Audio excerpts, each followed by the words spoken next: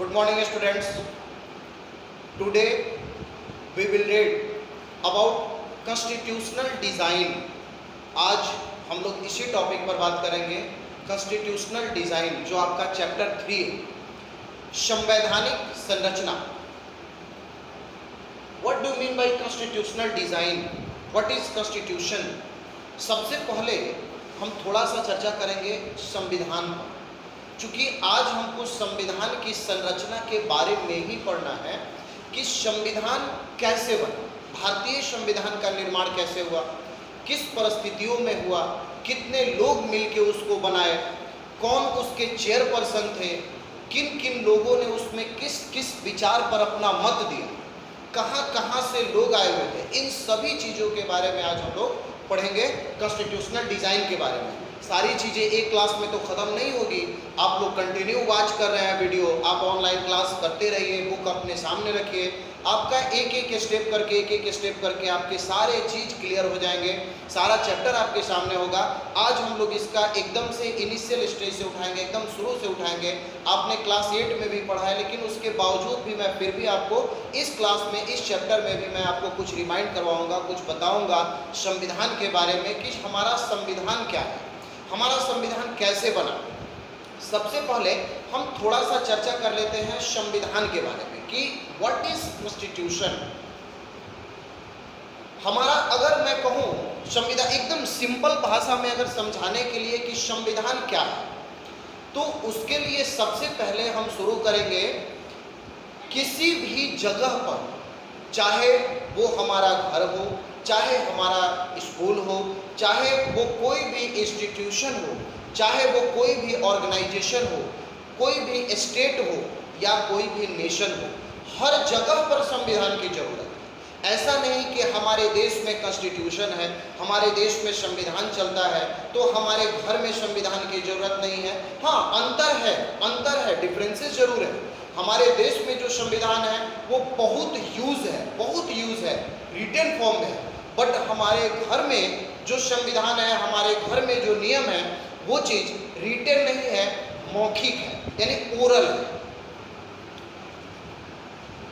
आप विद्यालय आते हैं, आपके विद्यालय में, आपके स्कूल में एक रूल एंड रेगुलेशन यहाँ पर लागू है. विदाउट यूनिफॉर्म आप स्कूल नहीं आ सकते, विदाउट शूज़ नहीं आ सकते. शूज़ का कलर है, डे वाइज कलर तय किया गया है. आपको हाउसेस के ड्रेसेस दिए गए हैं, यूनिफॉर्म दिए गए हैं. आप प्रॉपर वे में तैयार होके आते हैं. आप यहाँ नॉइजेस नहीं कर सकते हैं. स्कूल प्रीमाइसेस के अंदर आप झगड़ा नहीं कर सकते हैं किसी से. आप टीचर को ओबे करना है आपको. तो ये सारा चीज़ क्या है, यही नियम है, और इन्हीं नियमों के संग्रह को संविधान कहा जाता है. यानी कि constitution is a set of rules and regulation. Constitution is a set of rules and regulation. संविधान नियमों का संग्रह है. उसी नियमों के संग्रह को बनाना है. तो नियम का संग्रह कैसे बनता है, कॉन्स्टिट्यूशन का डिजाइन कैसे बनता है, आज हम लोग इसी मुद्दे पर चर्चा करने के लिए आए. चलिए आइए, सबसे पहले अगर टॉपिक को हम स्टार्ट करें, चैप्टर को स्टार्ट करते हैं. आप अपना बुक सामने रखिए, बुक का पेज नंबर 41 निकाल के सामने रखिए. अब उसमें देखिए एक चीज दिया हुआ है, democratic constitution in south Africa. सबसे पहले एक चीज किया है, 3.1 एक टॉपिक दिया हुआ है चलिए आइए, आज अब हम लोग पढ़ते हैं जो 3.1 आपके बुक के पेज नंबर 41 में दिया हुआ है, democratic constitution in south Africa.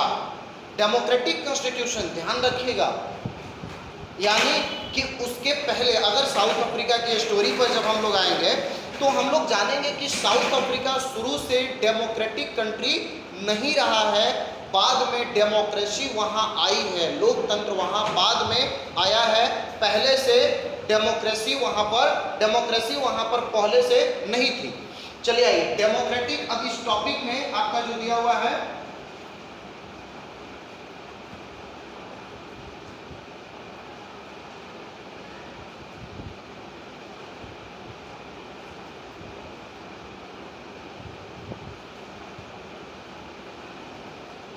Democratic constitution in south Africa.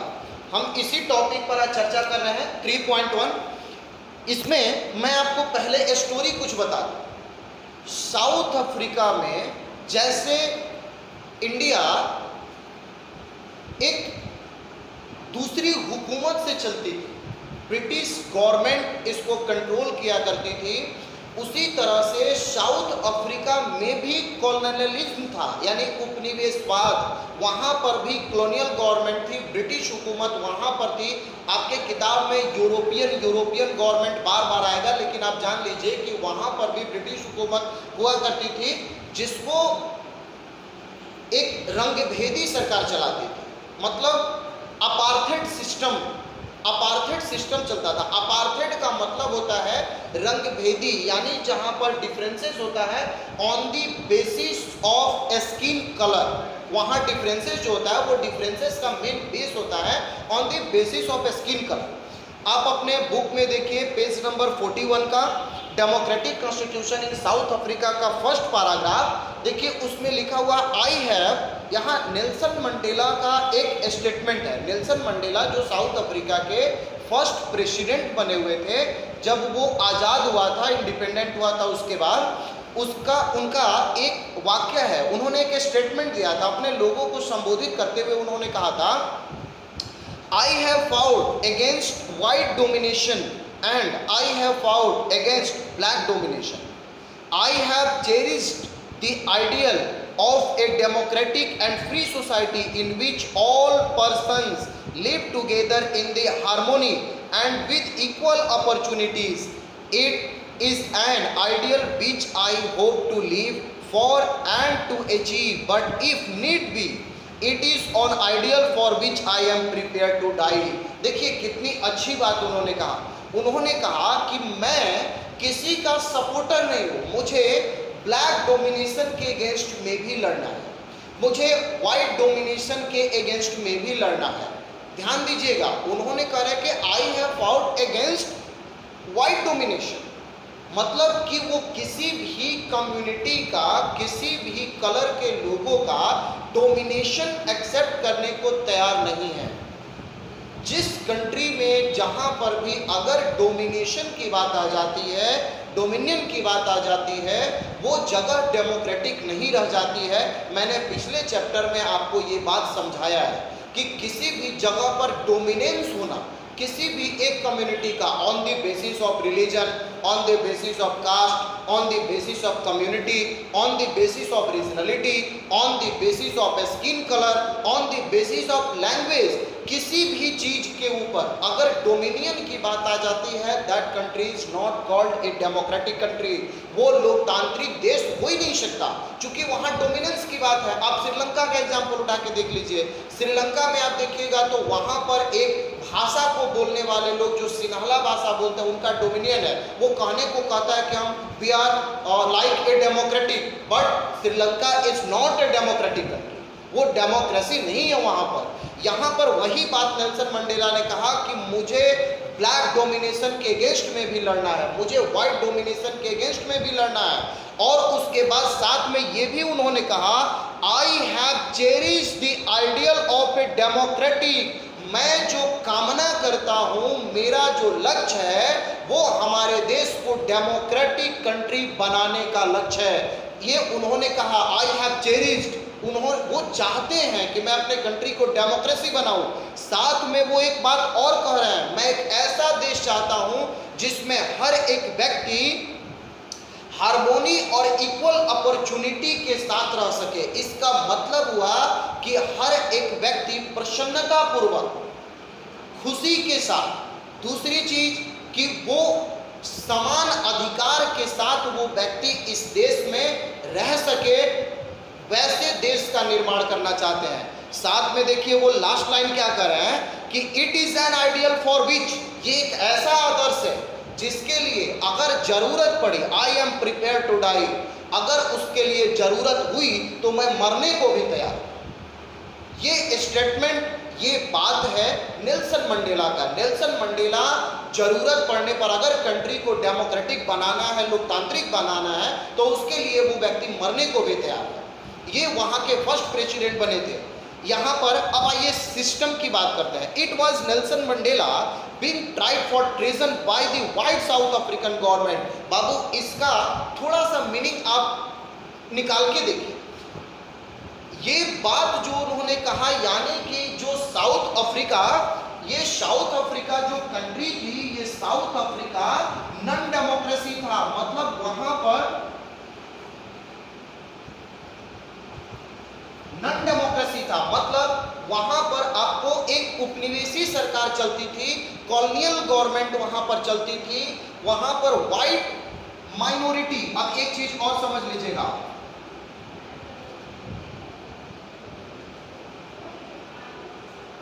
White minority क्यों कह रहा है, इसके पीछे भी कारण है। देश में जो जनता थी 100%, जितने लोग वहां रहते थे उसका सिर्फ 1/4 यानी 1/4, यानी आप कह सकते हैं कि 25%, मात्र 25% वहां पर व्हाइट कम्युनिटी के लोग थे। साउथ अफ्रीका के अंदर 25% व्हाइट माइनॉरिटी लोग रहते थे, गोरे समुदाय के लोग रहते थे, और ये 25% लोग उस पूरे देश पर, पूरे साउथ अफ्रीका पर हुकूमत करते हैं। कारण क्या था इसका? इसके पीछे कारण था, जो साउथ अफ्रीका के नेटिव लोग थे, मतलब वहां के स्वदेशी जो मूल निवासी वहां के थे, वो लोग थोड़े इलिटरेट थे और गरीब भी थे। व्हाइट जो कम्युनिटी के लोग थे, ये व्हाइट कम्युनिटी यूरोपियन पढ़े लिखे थे, एजुकेटेड लोग थे। दूसरी चीज कि इनके पास प्रॉपर्टी भी बहुत ज्यादा थी। इन लोगों के द्वारा साउथ अफ्रीका में जब नेल्सन मंडेला ने लोगों को जगाना चाहा, लोगों को डेमोक्रेसी के तरफ बढ़ाना चाहा, अपने नेशन को, अपने कंट्री को आजाद करने का प्रयास किया, तो व्हाइट माइनॉरिटी के लोगों ने उनको सजा दिया। इसके लिए नेल्सन मंडेला को पनिश किया गया था, क्योंकि वहां पर, अब एक मैं किताब का लाइन यहां पर आपको दिखाना चाहूंगा, आप अपने थोड़ा बुक पे फोकस कीजिए please. He and 7 other leaders were sentenced to life imprisonment in 1964. Students, वहां पर एक पॉलिटिकल पार्टी बनी हुई थी, ANC का मतलब है अफ्रीकन नेशनल कांग्रेस। जैसे इंडिया में INC है, इंडियन नेशनल कांग्रेस, उसी तरह से इंडिया को देख कर ही ये कॉपी भी किया गया था। ये भी जान लीजिए, पंडित जवाहरलाल नेहरू के बहुत अच्छे मित्र हुआ करते थे नेल्सन मंडेला। इन दोनों में बहुत ही अच्छी मित्रता थी। वहां पर एक पॉलिटिकल पार्टी बनी हुई थी, ANC, अफ्रीकन नेशनल कांग्रेस। इस अफ्रीकन नेशनल कांग्रेस के मेंबर थे नेल्सन मंडेला और उनके साथ साथ 7 अदर जो कांग्रेसी मेंबर थे। इन सभी लोगों को, 8 लोगों को इसके लिए पनिश किया गया कि ये देश में आज़ादी चाहते हैं, स्वतंत्रता लाना चाहते हैं और ये लोगों को भड़काने का प्रयास कर रहे हैं। इसके लिए इस आरोप में उनको सजा दे दी गई 1964 ईस्वी में, 1964 में, क्योंकि उन्होंने अपार्थेड सिस्टम का, मैंने अपार्थेड का मतलब आपको समझा चुका है मैंने। अपार्थेड का मतलब होता है a government, a system which is based on racial discrimination, रंग भेद पर होता है, स्किन कलर के आधार पर होता है। अपार्थेड के अगेंस्ट में उन्होंने आवाज उठाई थी। ही spent the next 28 years in south Africa's most dreaded prison, robin island. Dreaded का मतलब होता है डरावना, भयानक। जब नेल्सन मंडेला को पनिश किया गया, सजा दिया गया था, तो सजा देने के बाद उनको रॉबिन आइलैंड पर, रॉबिन नाम का एक आइलैंड था जो बहुत ही भयानक, भयावह आइलैंड था, उसी आइलैंड पर 28 सालों के लिए इनको नजरबंद कर दिया गया। 28 सालों के लिए इनको जेल में डाल दिया गया नेल्सन मंडेला को। अब देखिए आपका नेक्स्ट टॉपिक आएगा struggle against apartheid. Struggle against apartheid. Apartheid system क्या था, मैं आप लोगों को पहले ही बता चुका हूं कि अपार्थेड एक सिस्टम का नाम है जहां रंगभेद होता है। यहां पर 3 समुदाय में, 3 पार्ट में लोगों ने उस सिस्टम को वहां पर आप लोगों ने इसको अच्छे से देख लिया है, मैं इसको साफ कर रहा हूं, फिर चूंकि आगे कुछ और बताना है आप लोगों को।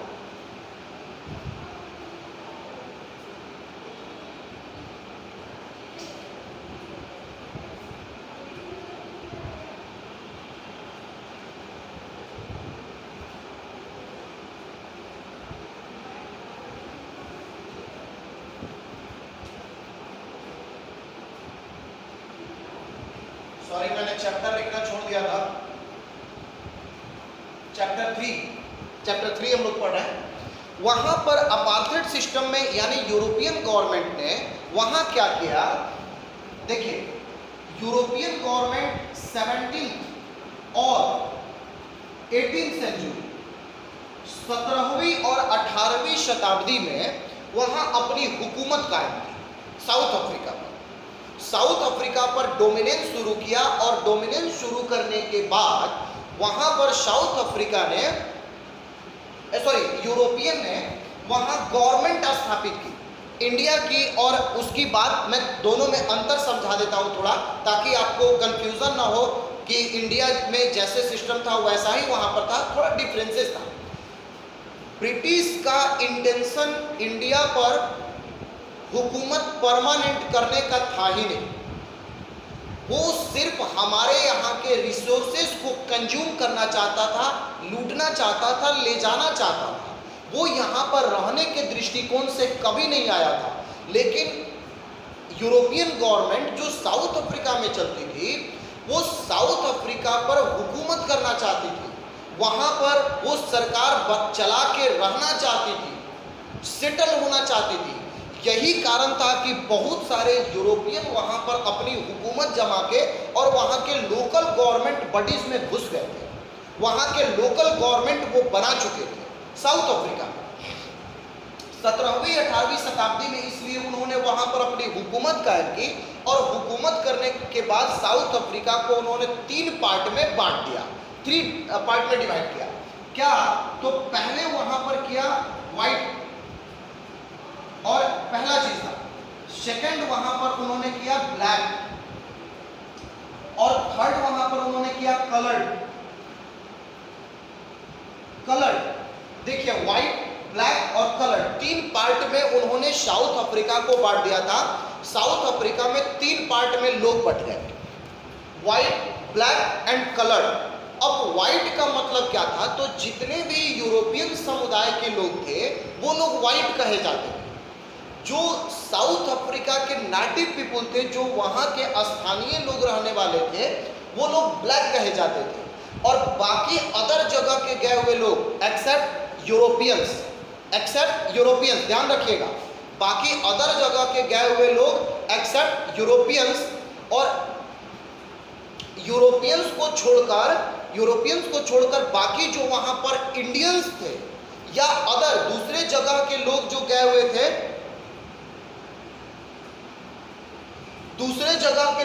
हुए थे, वो कलर्ड कहलाते थे। यानी कि इंडियंस को साउथ अफ्रीका में कलर्ड कहा जाता था। अब मैं क्लास में तो अगर आप लोग को बताऊं तो इस पर बहुत सारा एग्जाम्पल आता है, लेकिन मैं अपने आप को स्टूडेंट्स रोक नहीं पा रहा हूं। अगर ये आप कहें तो गोरे, अगर हिंदी में हम लोग भारतीय भी हैं, सीबीएसई के स्टूडेंट के साथ साथ हम लोग भारतीय भी हैं, तो इस चीज को भी समझेंगे। गोरे लोग, काले लोग और कलर्ड मतलब चितकबरे लोग। तो हम लोग को उन्होंने चितकबरे की श्रेणी में रखा था कि हम लोग चितकबरे हैं। अब ये जो ट्रीटमेंट था वहां पर अपार्थाइड सिस्टम के अंदर, जो रेशियल डिस्क्रिमिनेशन होता था, उस रेशियल डिस्क्रिमिनेशन के अंदर इनको स्पेशल प्रिविलेज था, विशेष छूट मिली हुई थी कि ये जो चाहे कर सके, चूंकि ये वहां के कर्ता धर्ता थे, ये वहां के गवर्नमेंट में शामिल थे। और जो ब्लैक कलर के लोग थे वहां और कलर्ड लोग थे, यानी कि इंडियंस और नेटिव साउथ अफ्रीकन, इन दोनों के साथ एक जैसा ट्रीटमेंट होता था। इनके साथ एक सिस्टम वहां पर था, सेग्रीगेशन। अब सेग्रीगेशन का मतलब क्या होता है ये भी जान लीजिए। सेग्रीगेशन भी एक सिस्टम का नाम है। कैसे, तो वहां का जितना भी पब्लिक फैसिलिटी का चीज था उन सभी में सेग्रीगेशन उन्होंने कर दिया था। कैसे, पब्लिक टॉयलेट जो होगा गोरे के लिए अलग, काले के लिए अलग। काले का मतलब यानी ब्लैक और कलर दोनों के लिए, इन दोनों का अलग होगा, और यूरोपियन का जो पब्लिक टॉयलेट होगा अलग होगा। सिनेमा हॉल गोरे का अलग, काले का अलग। थिएटर्स गोरे का अलग, काले का अलग। स्विमिंग पूल गोरे का अलग, काले का अलग। सेंस तो देखिए, स्विमिंग पूल अगर ऐसा तो नहीं है कि काले लोग नहा लेते तो स्विमिंग पूल का पानी काला हो जाता, ऐसी भी तो बात नहीं है। वहां पर सेग्रीगेशन कर दिया था उन लोगों ने, स्विमिंग पूल गोरे के लिए अलग, काले के लिए अलग। इवन स्कूल्स, हॉस्पिटल, काले के लोगों का इलाज अलग होगा, गोरे के लोगों का इलाज अलग होगा।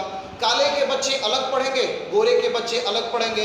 हो सकता है कहीं ऐसी मनोवृत्ति होगी कि गोरे बच्चों के साथ काले बच्चे पढ़ने लगेंगे तो गोरे के बच्चे डर जाते उनके चेहरे को देखकर। सॉरी, मजाक कर रहा था। ये यहाँ पर देखते हैं एक बार, फिर जब टॉपिक पर आते हैं तो ये सिस्टम था वहाँ का, ये सेग्रीगेशन उन्होंने कर रखा था। बसेस, ट्रेन्स, जितनी भी चीज़ें थी उन सभी चीज़ों का। इवन कि अगर वाइट रेसिडेंस का जो एरिया था, वाइट रेसिडेंस का एरिया, वो वाइट रेसिडेंस के एरिया में ब्लैक कम्युनिटी के लोग इंटर नहीं कर सकते थे, इंटर नहीं कर सकते थे। सड़कों पर अगर व्हाइट लोग चल रहे हैं तो गोरे के लोग, गोरे के बच्चे या गोरे के लोग उनके साथ साथ नहीं चल सकते थे, उनको सड़क से नीचे हट जाना था। वो चले जाएंगे या नहीं रहेंगे तब काले वहां चलेंगे, ऐसा सिस्टम था वहां पर। इस सिस्टम को सेग्रीगेशन कहा जाता है। सेग्रीगेशन सिस्टम वहां पर उन लोगों ने लगाया साउथ अफ्रीका में। इस सेग्रीगेशन के अगेंस्ट में वहां की एएनसी थी, मैं फिर से लिख दे रहा हूं, एएनसी, अफ्रीकन नेशनल कांग्रेस वहां पर बनी हुई थी। वो इसका अगेंस्ट कर रही थी। नेल्सन मंडेला उसके अगेंस्ट में जा रहे थे, जिसके चलते उनको पनिश किया गया था।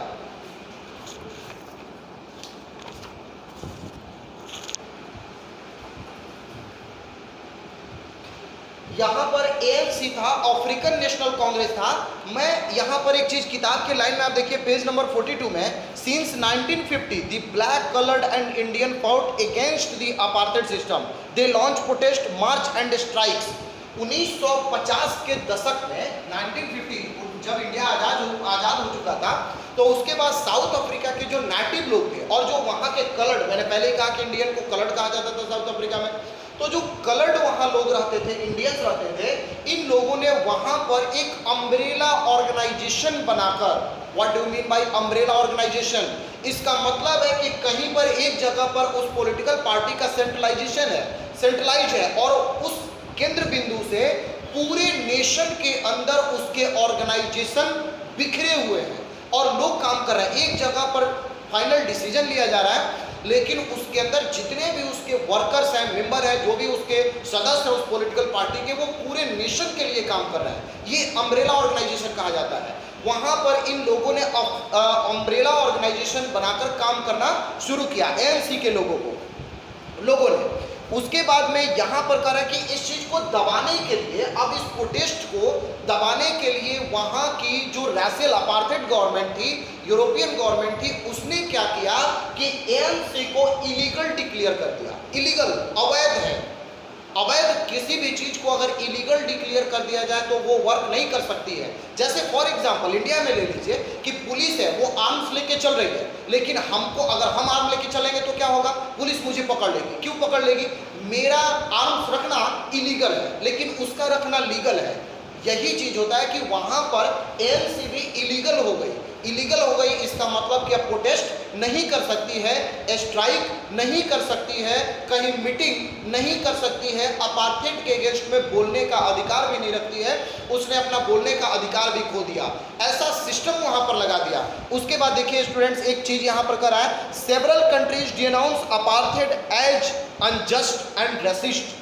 बहुत सारे देशों ने, बहुत सारे, आपको मैं साथ साथ एक चीज और बता दूं, द्वितीय विश्व युद्ध जब खत्म हुआ था, सेकेंड वर्ल्ड वॉर जब खत्म हुआ था, तो एक संधि हुई थी, और संधि होने के बाद में पूरे वर्ल्ड के लिए बहुत सारे ऑर्गेनाइजेशंस बनाए गए थे, और वो ऑर्गेनाइजेशंस पूरे ऑल ओवर वर्ल्ड के लिए काम करती है। आज भी वो ऑर्गेनाइजेशन है, जैसे एक आप देख रहे हैं WHO है, तो इस तरह के बहुत सारे ऑर्गेनाइजेशन बने थे। इस ऑर्गेनाइजेशन ने अनाउंस किया, ये कहा कि जो साउथ अफ्रीका में जो सिस्टम चल रहा है, जो अपार्थाइड का सिस्टम है, वो अनजस्ट है, मतलब फेयर नहीं है, वो वहाँ के लोगों के लिए या मानवता के लिए अच्छा नहीं है। उसको हर देश के लोगों ने उसकी शिकायत की, भर्त्सना की कि ये अच्छा नहीं है। लेकिन अल्टीमेटली नेल्सन मंडेला को तो पनिश हो चुका था 1964 में, मैंने आपको बताया है 1964 में उनको पनिश हुआ था 28 ईयर के लिए, यानी कि अब वो आते कम 92 में 1992 में उनके रिलीज होने का समय था कि 92 में वो रिलीज होके बाहर आएंगे।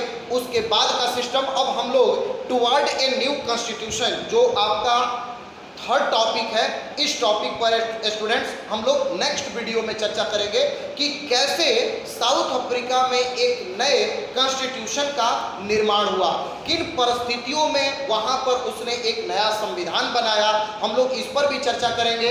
स्टूडेंट्स एक चीज मैं जाते जाते फिर बता दूं आप लोगों को कि मेरा ये मोबाइल नंबर है, यहाँ दिया हुआ है, आपको जब भी प्रॉब्लम हो तो मुझे कॉल कर सकते हैं। ज़्यादा अच्छा रहेगा कि दिन में 1 बजे से लेकर आप शाम के 4 बजे के बीच मुझे कॉल करें, मैं 3 घंटे का समय आपको देता हूं।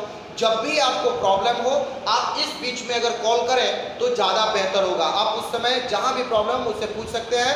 Okay, thank you, stay at home and safe. हम लोग नेक्स्ट वीडियो में फिर मिलेंगे। Okay, bye.